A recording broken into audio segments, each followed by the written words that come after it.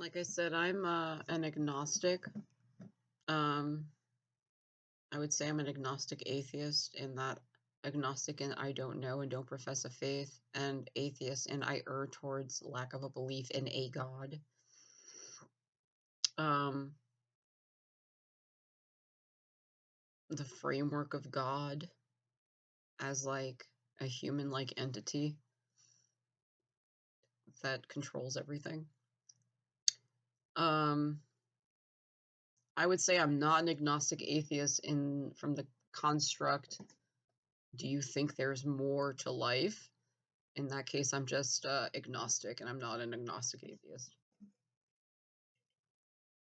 More to life, as in something like the flow of energy and time and related events, and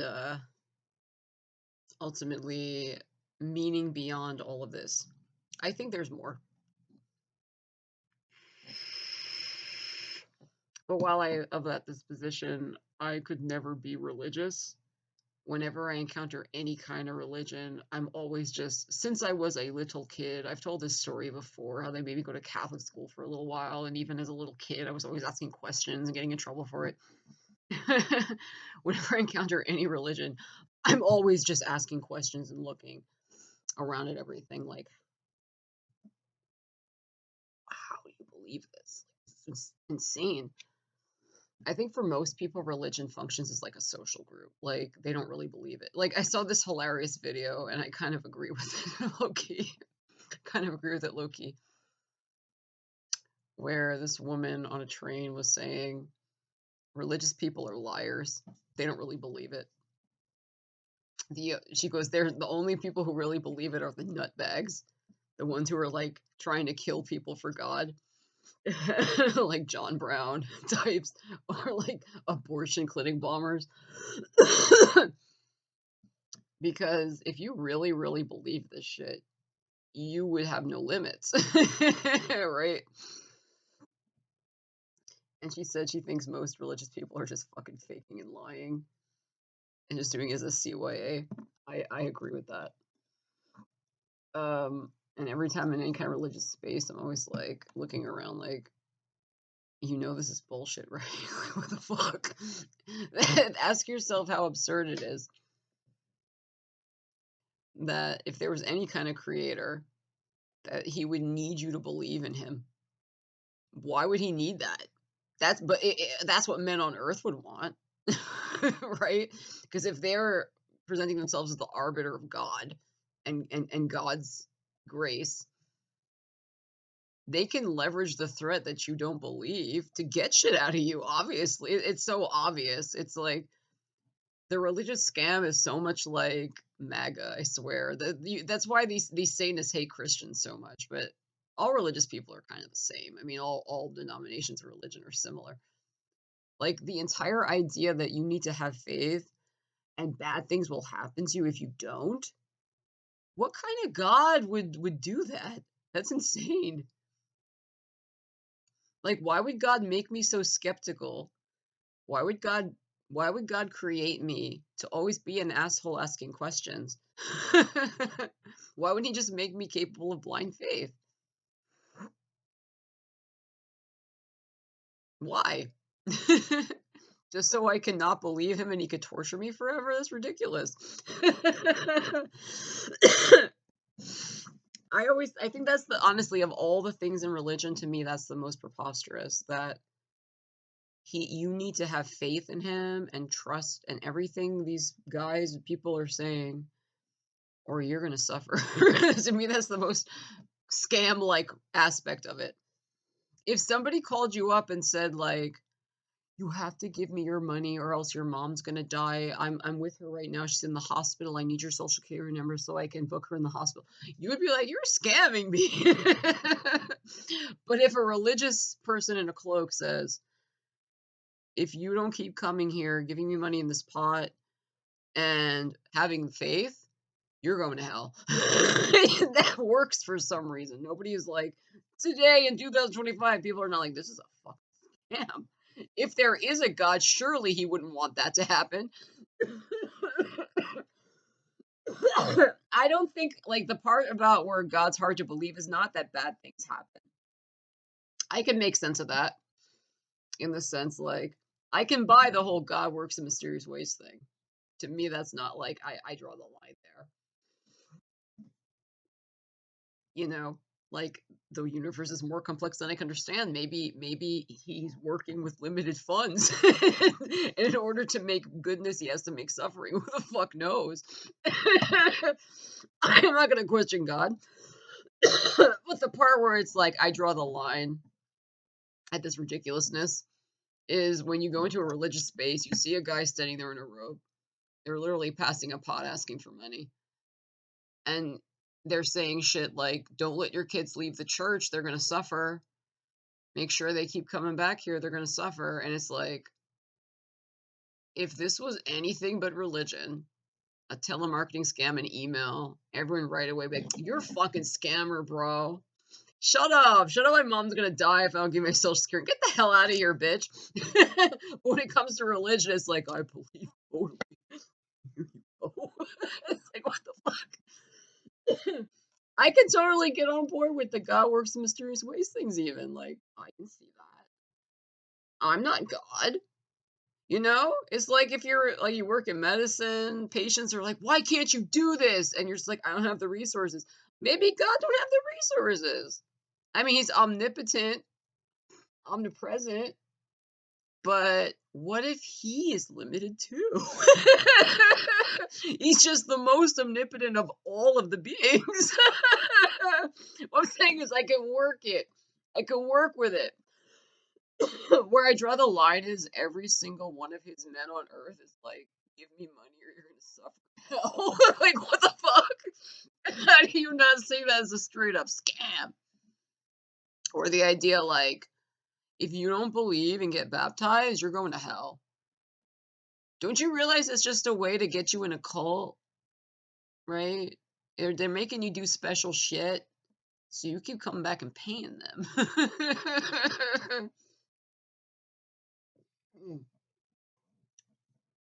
Bro. Yeah, so like I said, I could never be religious as soon as I'm asking questions, right?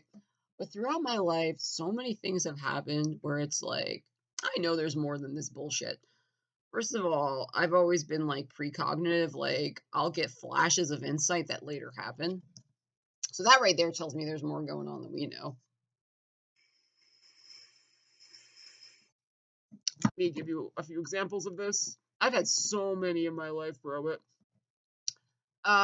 the first time they forced me in a psych setting to persecute me, right?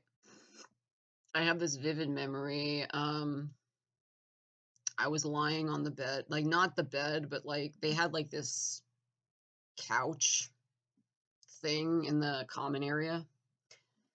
And while I was lying there contemplating what's going on, it was all new to me. Um, Two of the Google Revolution kids are in the distance. It was this black kid and this white girl. She gave off big vibes like I'm mentally ill. I'm a middle class white kid and I'm crazy.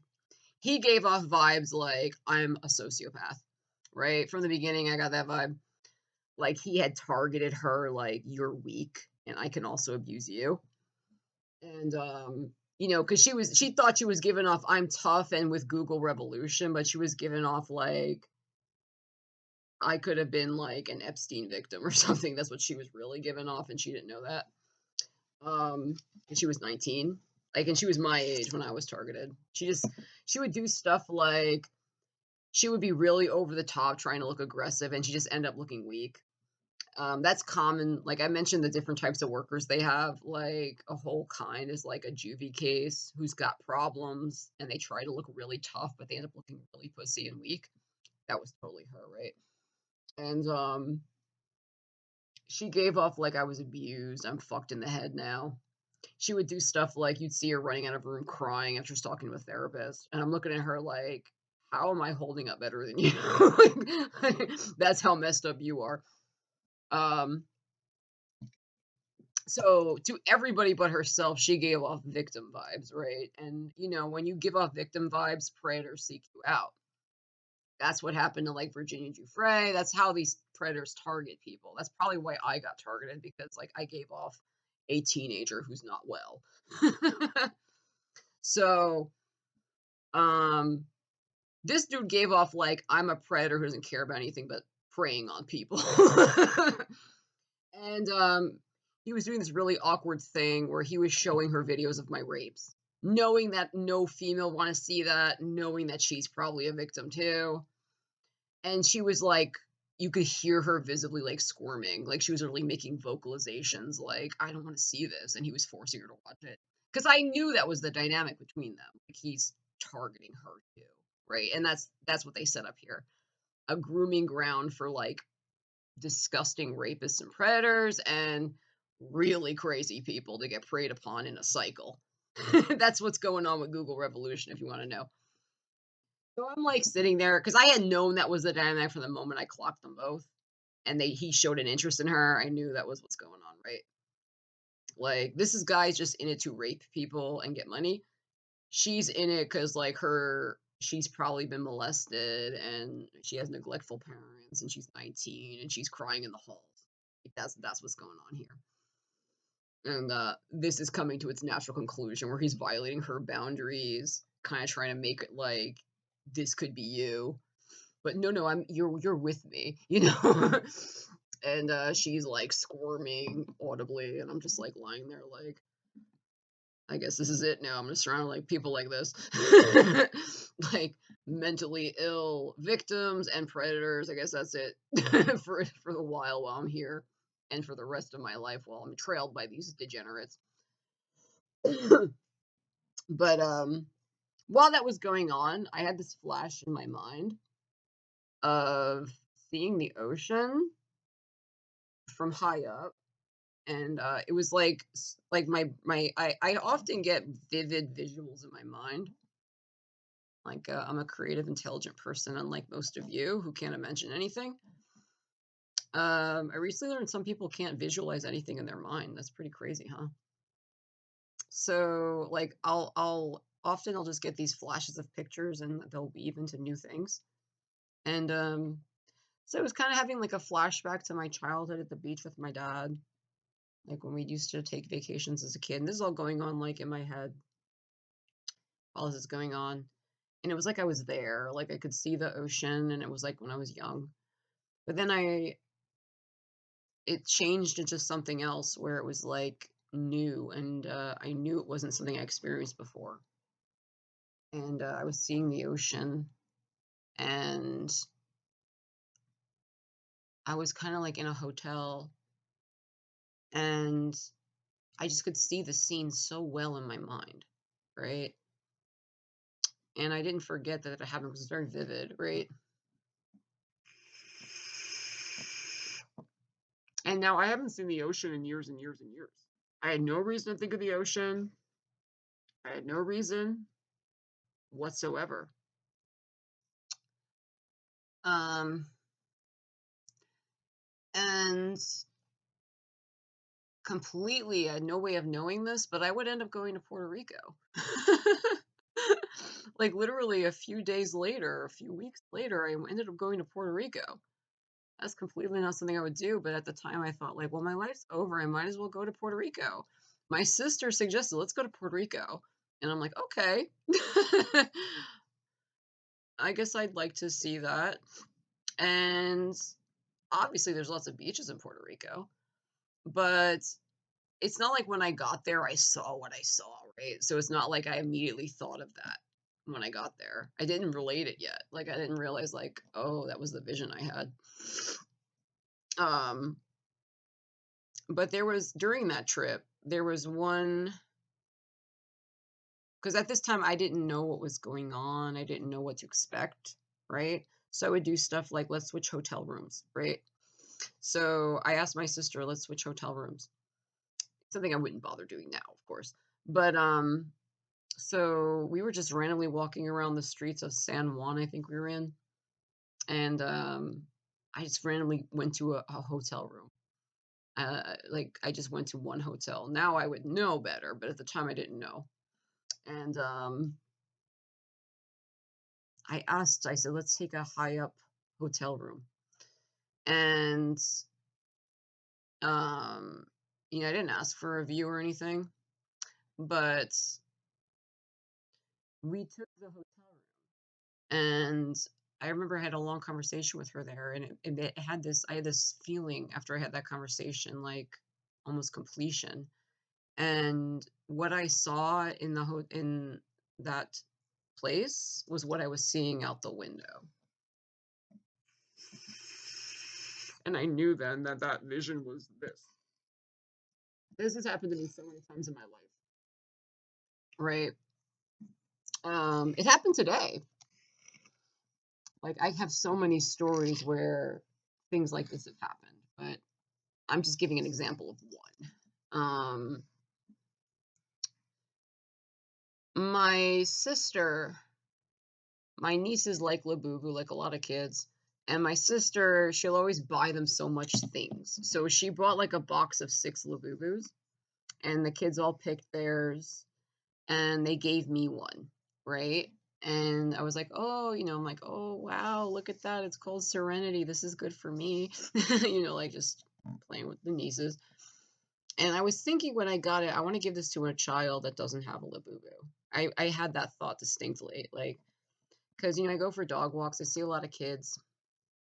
And I'm like, I feel like I'm going to give this to a child who needs a Labubu. That's what I was thinking to myself, right? So I was keeping on my bag. My dog Tulip was trying to play with it, but I was keeping on my bag, right? Today I went to the park, right? It was a good day. It was a nice warm day. And, as usual, they're all around like complete fucking low life losers. Like they do this thing where they bring their dog. I don't know why. I don't care. They do this. They order them to do this. So like if I go to the park, somebody who lives by us, a dog will just come there and stand there with their dog. It's so fucking weird. Like they're so pathetic, right? So that was going on, but like there's this little girl at the park. Like she's really cute. She has come to my dogs before. She's like a really bold kid. She's never there with her parents. I kind of get the vibe like she might like her house might not be great because that she's never with her parents. And she's like a really bold kid. She's always like coming up to my dog. She has to hug them, pick them up. Just a sweet little kid. So I knelt down in the grass and she's playing with my dogs and she's asking me questions like why are dogs so cute? And I'm like, I don't know, honey, I don't know. and and she starts telling me a story. I'm thinking, I also think to myself, like, this child reminds me of myself when I was little. Her personality is not like mine, but like she looks like me a little bit when I was a little kid. I don't know, I just had that thought. And right when, she's telling me a story how her doggy died. Like she had a doggy and the doggy got hit by a car. And I thought that was like amazing because it's like, um, I've often told, I'm not lying. I've told a story how, when I moved to Bayonne when I was 9, that's when my life started tanking and my dog got hit by a car. And that's when things started to get real bad for me because I just lost my dog. I lost my little baby friends. I started getting abused by everyone. My mom went through depression and my dog died too. And I remember the night my dog died, I thought to myself, nothing this bad has ever happened to me or will happen to me. I was so devastated. I cried so much that my parents let me sleep in their bed, and they were not that kind of parents. Some parents like come sleep with, like, never. But I was so fucked up. They were like, you can sleep with us. I mean, I had brothers and sisters, but I've always loved animals. And when she died, it was just like my heart was ripped out of my chest, right? I was also the oldest, so maybe that's why it hit me harder. I don't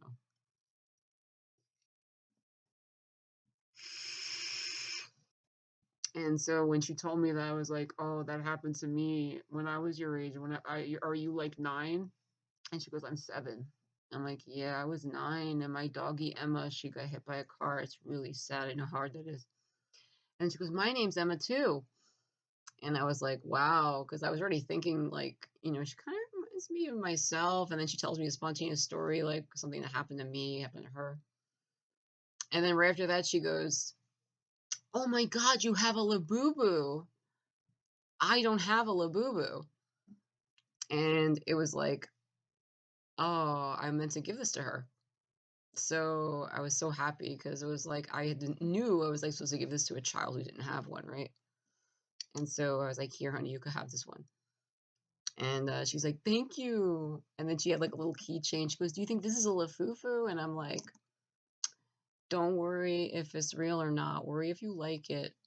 Worrying about like value people put on things, like just worry if you like it. That's what matters. Does it make you happy? Right? And so then I left. I was like, okay, I gotta go feed my doggies. Bye bye now. And stuff like that makes me realize like this bullshit is bullshit. Like you people praying to Satan and doing anything for money, you're not on the right path. Okay? Like I'm not saying to be religious, but there's more than this bullshit and you're wasting your time doing evil shit for no